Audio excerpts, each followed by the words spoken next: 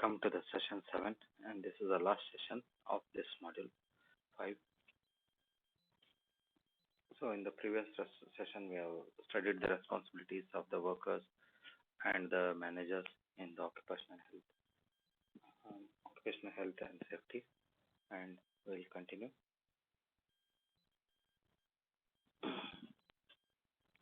Putting health, well-being and safety on the agenda. Operational manager. This is for the operational manager. Health, well-being and safety is an integral part of every businesses and planning. If you are committed to being a safety leader of your area, you will include the health, well-being and safety of your staff and standing items of your agenda of the management and the team meetings.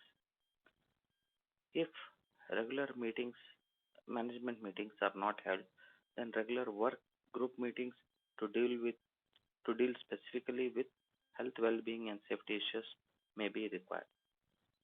Health, well-being, safety discussions during the management meeting could could include from time to time. So so in this we have in this meeting we'll have reviewing and actioning workplace inspection, reviewing reports of work health hazards, incidents and injuries, checking respirate, uh, responsiveness and corrective actions as needed, reviewing HSW reports like OHS, sick leave use, and minutes or actions from local HWS committees, considering potential health OHS issues or those raised by staff and planning for consulting and resolution. So, for in the putting health for the operation managers, they should be an integral part of planning of every businesses, and they should be attend the meeting of the agenda of every meeting. And if not, meeting is held monthly, at least they should have a meeting with the staff for the well-being. And whatever in the during the meeting management, uh, they should include some of the things like reviewing the workplace inspection, reviewing the reports on hazards, checking their responsiveness and corrective actions that are needed, whether they're being done or not, reviewing the sick leave and action of HWS committees, considering the uh, issues raised by the staff and planning for the consulting and resolution. So these are being discussed in this meeting. Considering the staff well-being issues, including reasonable accommodation and return to work, considering adequacy of staff facilities, planning suitable OHS training, including the introduction of new workers, reviewing of OHS risk register, prioritizing hazards to be addressed and allocation responsibilities and resources for this, developing or reviewing annual HSW action plan and monitoring progress over the time, developing or reviewing specifically staff well-being issues and developing monitoring staff well-being invitations in initiatives or programs, reviewing OHS aspects for possible purchase of equipment, goods and services, proposed projects to be undertaken within the work group and proposed workplace changes. And some managers and supervisors will have some additional specific responsibilities. So these are the uh, uh, these are the points that has to be considered in the review meeting by the occupational health safety manager. Now, wages responsibilities of managers with university-wide responsibilities. So what are the responsibility? Oh, university-wide. The managers have university-wide responsibility either through their membership of university executives or through the nature of their university-wide operations. The latter group includes the Executive Director, Facilities Service Division, who is responsible for the OHS in connection with all university structures and their construction and maintenance. The Executive Director, Campus or Campus Services, who is responsible for OHS, is connected with university grounds and security. The Executive Director, Human Resources, who is responsible for OHS, is connected with people management policies and practices. So the later groups means he includes all these groups of executive directors uh, who are in university-wide responsibilities. Managers with university-wide responsibilities are expected to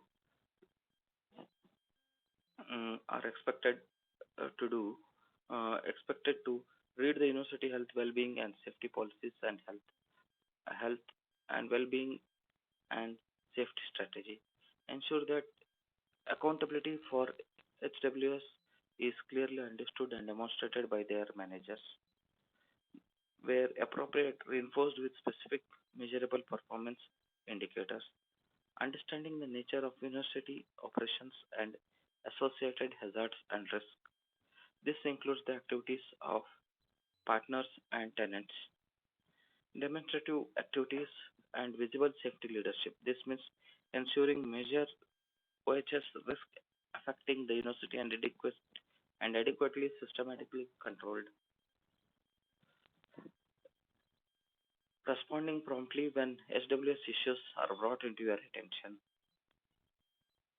actively engaging with managers and staff on health, well-being, and safety matters during normal work activities, visibly and actively compiling with OHS requirements when visiting workplaces,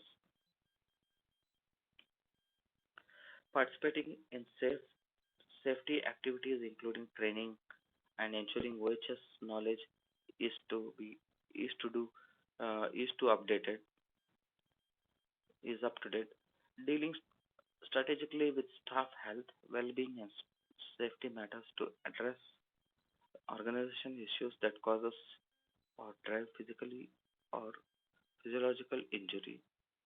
Understand the application of OHS risk management to universities' operation. Follow legislative requirements and university policy to evaluate HWS requests or expenditures. Actively support and prompt promote university procedures in dealing with staff well welfare matters and in, inappropriate behaviors. Verify that there are adequate and appropriate resources and processes to support HWS. Ensure there are processes for receiving and considering information about incidents, hazards, and risks in a timely way. Ensure they are provided with enough information to be confident OHS controls are being reliably applied and legislatively compliance is being achieved. Ensuring risk assessments are carried out for hazardous work, including student practical work and other potential hazards student activities. Develop of hazardous work or equipment, safe working instructions, and ensure job safety assess- assessments are carried out. Operate permit and lockout procedure to manage access to hazardous locations or control particular hazardous work. Evaluate field trips and student placement for health for healthy and safety issues. See off-campus or university activities. Operating operate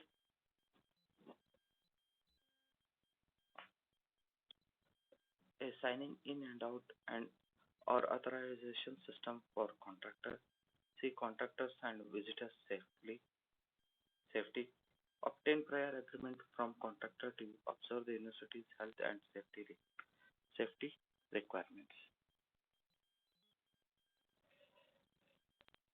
Putting health, well-being, and safety on the agenda. This is a role of an executive manager. The HWS discussion during the management meeting could include from time to time reviewing the health, well-being, and safety implementation of major projects or workplaces changes and establishing the appropriate control measures. Reviewing the reports concerning major incidents, serious injuries, significant cost, or potential legislative breaching. Checking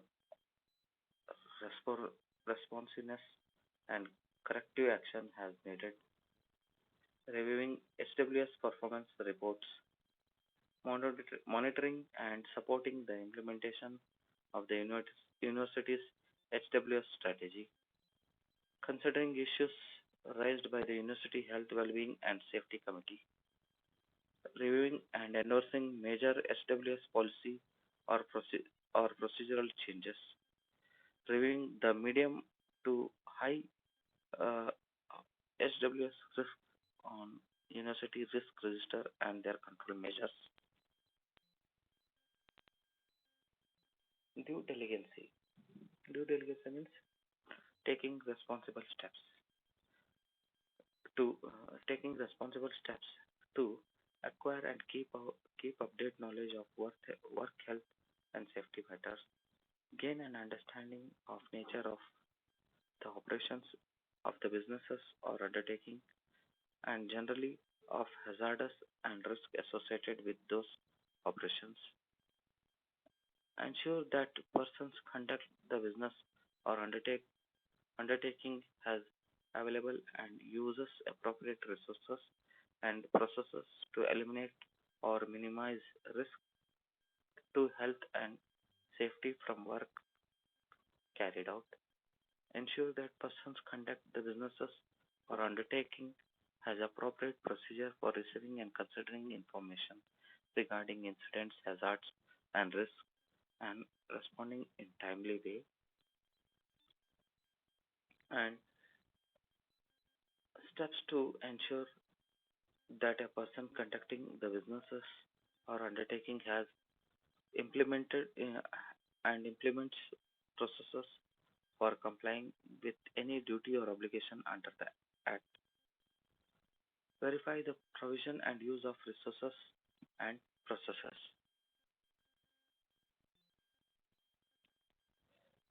So these are due diligence. The due diligence means the reasonable which are these are the steps that are taken. So these are the reasonable steps taken for safety matters. Safety responsibilities of supervisor. So supervisor is responsible for a great deal of what goes on day to day in the workplace.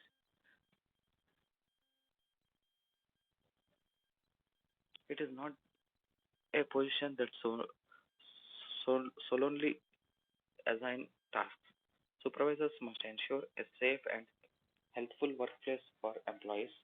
Employees must be able to report unsafe or unhealthy workplace conditions or hazardous to supervisors without fear of reprisal. Following is a list of primary responsibilities that supervisors have in the area of occupational safety and health of all the employees under their supervisor. First one is conduct the oriental and training of employees. That is, train and instruct employees so that they can perform their work safely. Know what personal protective equipment is needed for each task and how this equipment must be properly used, stored, and maintained. When there are mandate safety training courses, ensure that your employees taken them and they are appropriately documented. conduct means in this they have to what are the equipments they are taken for their safety. It has to be properly used and stored, and mandate is that whatever training courses that means they should undergo the courses to use safety measures. So these are appropriately documented. And enforcing safe work practice. If the supervisor's responsibility is to enforce safe work practices, it's the supervisor's responsibility to enforce safe work practices and procedures. Failure to do so is an invitation for accidents to occur. Workers must be encouraged to identify unsafe and unhealthy healthful workplace conditions or hazards, and absolutely not to be disciplined for doing so. So, some enforced safe work practices. So these are the has to be taken. That is, they have to identify unhealthy work. If the supervisor is responsible for enforcing safe work practices, and he has to take the um, action for unhealthful workplace conditions or hazards, or absolutely not disciplined for doing so. And third one is correct unsafe conditions. Correction of unsafe conditions. Uh, Supervisors must take immediate steps to correct unsafe or unhealthful workplace conditions or hazards within their authority and level and ability to do so. When an unsafe or unhealthful workplace condition hazards cannot be immediately corrected, the supervisor must take temporary precaution measures. Supervisor must follow up to ensure that corrective measures are completed in timely manner to address the hazards, preventing linger and unsafe or unhealthy workplace conditions or hazards. Many near miss incidents are caused by unsafe and unhealthful workplace conditions or hazards. It's supervisor responsibility to train and periodically remind employee of what to look for and how to correct or report unsafe conditions or hazards. If hazards is identified, the supervisor must act. Investigation investigate work accidents. Supervisors are responsible for conducting accidents investigation and for ensuring that all occupational injured employees report to the occupational medical services immediately.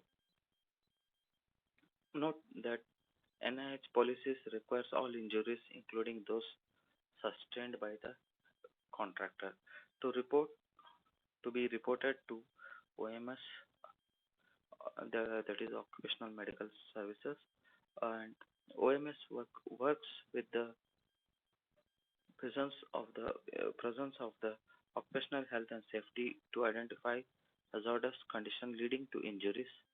OMS will document and treat any acute injuries. All facilities and options regarding the cause of accident must be compiled and documented on the workers' compensation forms CA1 and CA2. Supervisors must review the circumstances, sign and submit the form within the 48 hours. Investigate the workplace of accidents. Means if anything accident has happened, the investigation should take place in this manner, and it has to be documented. And other responsibilities are promote quick return to home or promote quick return to work. Sorry, employees must be encouraged to return to work as soon as possible. The longer has the longer an employee is away from the work, the lesser likely he or she will actually return. When possible, light or limited duties should be identified and considered to assist in returning the employee to work. That means the amount of work. So these are the basic um, uh, actions of the supervisor. So, so these are the basic safety responsibilities of the supervisor. So by this, it is so that it is very clearly indicated that occupational health and safety is uh, from the hazard occupational health safety hazards uh, occupational health safety can be achieved only if by the through the involvement of um, main uh, employer to the last employee. So it is a major involvement of everyone for to keep the workplace healthier and healthier for the working condition. Okay, so this is the end of this chapter. Uh, thank you for attending this module 5 occupational health and safety.